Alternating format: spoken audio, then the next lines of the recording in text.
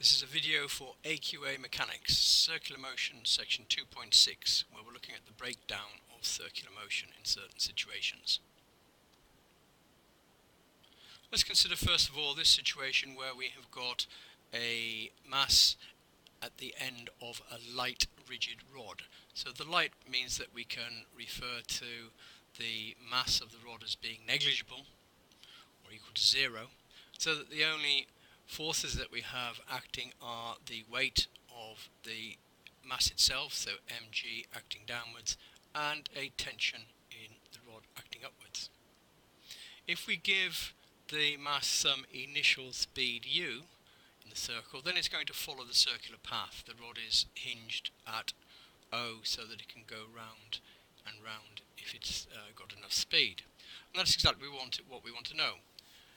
What will happen for different values of u? Well, the speed is going to decrease because we've got energy considerations. The kinetic energy that it has at the bottom is going to be converted into potential energy plus kinetic energy as we go around. So as the potential energy goes up, it climbs higher in the circle. The kinetic energy it has must decrease, and therefore it's going to slow down. If u is quite small, then it will actually come to the point where the kinetic energy has come down to zero, and we therefore reach a point where the mass will then oscillate backwards. It will stop and oscillate like a pendulum. If on the other hand it's large enough, we'll get to the top here with some speed, let's call it v, and we'll continue over the top. So what we want to know is, well, okay, what values of u are going to make that situation happen? Well, we've already said then, if we get to the top with some speed v, it's going to continue.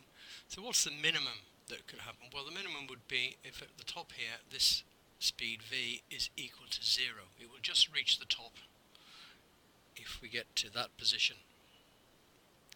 Now, if that's the case, then we have that the kinetic energy at the bottom here has been converted into potential energy at the top, so that we can say that mgh at the top is equal to a half mv squared at the bottom. The m's cancel out of that expression, so that v squared is equal to 2gh. But the height is just twice the radius, and so therefore v squared is equal to 4rg, and v is equal to 2 times the square root of rg.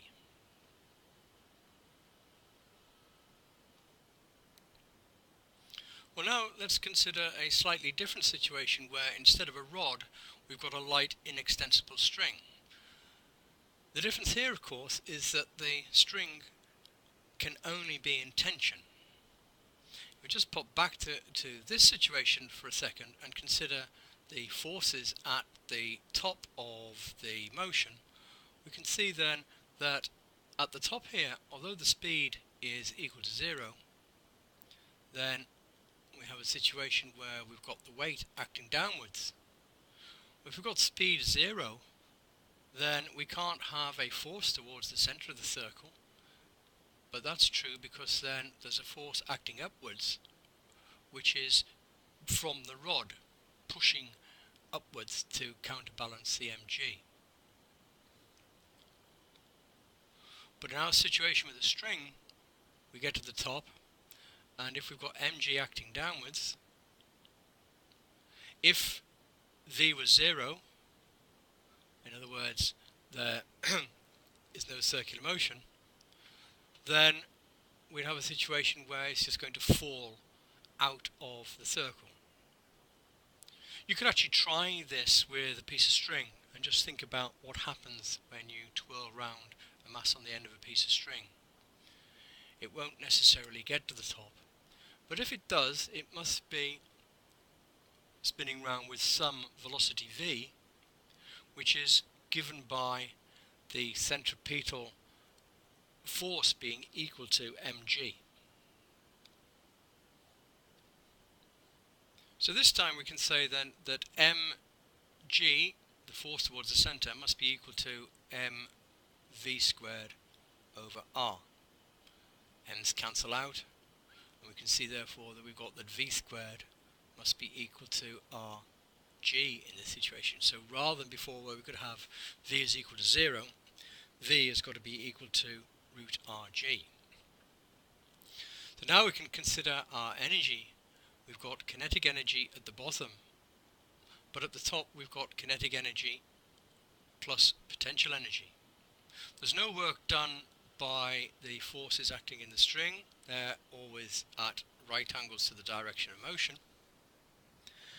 So then we've got conservation of energy. We can say that at the bottom the half mu squared is equal to the kinetic energy at the top, half mv squared, plus the potential energy mgh. The masses cancel out of that, and if we multiply through by 2, we get that u squared is equal to v squared plus 2g, and h again is 2r, so multiplied by 2r. But v squared we know is rg,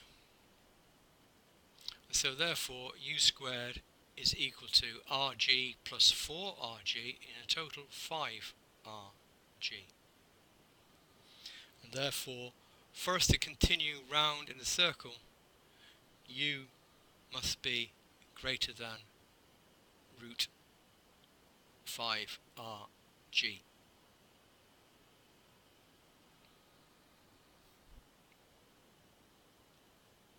In this final question, we have again a string with an object given an initial speed of 4.5 meters per second, and we're asked to find out how far will it manage to climb up the circle before the string becomes slack. So we get to this point, t in the string is going to be equal to 0, so that the only force acting is mg, the weight which is acting vertically downwards. So therefore we can say that the component of the weight towards the centre, which is mg cosine theta, must give us the centripetal force, which is mv squared over r. And therefore v squared is equal to rg cosine theta, the m's having cancelled out. We can then consider energy. So the kinetic energy at the bottom, half mu squared, will be equal to the kinetic energy at its highest point plus the potential energy. So it's still moving around the circle with the speed v. So we've got kinetic energy half mv squared plus potential energy mgh. Now if I mark in h here, you can see that h in general is going to be r, and then this section here is r cos theta. So it's equal to 0.8 plus 0.8 cos theta. The m's cancel out again, and we can multiply by 2 to give the u squared is equal to v squared plus 2gh.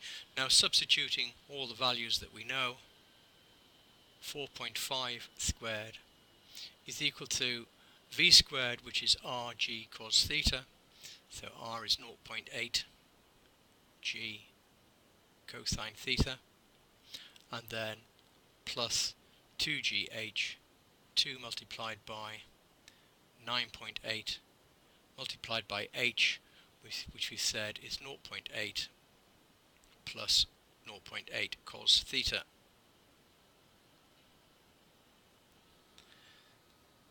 So we can rearrange that to give cos theta, and that will give us the 4.5 squared. We've got to subtract from that the part without the cosine theta on the right hand side, so that's minus 2 multiplied by 9.8 multiplied by 0.8, and then dividing by the total that we have for cos theta, so 0.8 g cos theta, and then we've got 2 times 0.8.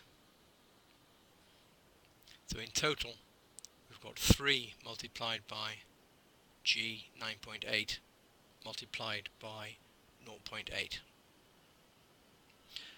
If you calculate that, theta becomes 78.8 degrees.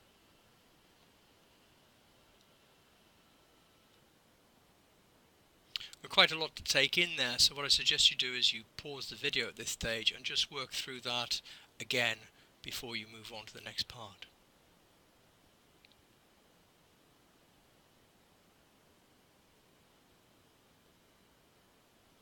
Well, the final part of the question asks us to find that value of v, the speed of the particle at b. In the question, of course, when we were working it out, we got that v was equal to, or v squared was equal to rg cosine theta, and therefore we simply need to substitute our values into that, and that gives, you can calculate from that, a value of 1.23 meters per second. Well, that concludes this video, and in the next one, also concludes the series of videos on circular motion.